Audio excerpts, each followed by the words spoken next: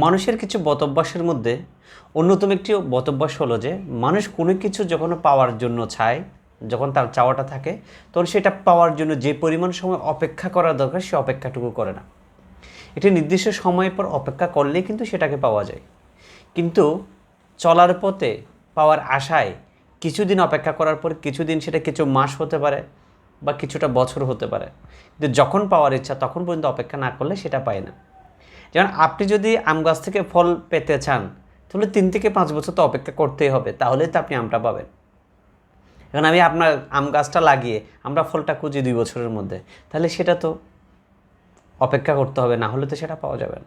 আবার আরেকটা বিষয় হচ্ছে, মানুষ যখন কোনো কিছু অপেক্ষা করার পর পেয়ে গেছে, পেয়ে যাওয়ার পর সেটার যে একটা কদর করা উচিত, সেটার কদর বা মূল্যবোধ সেটা দিতে জানে না।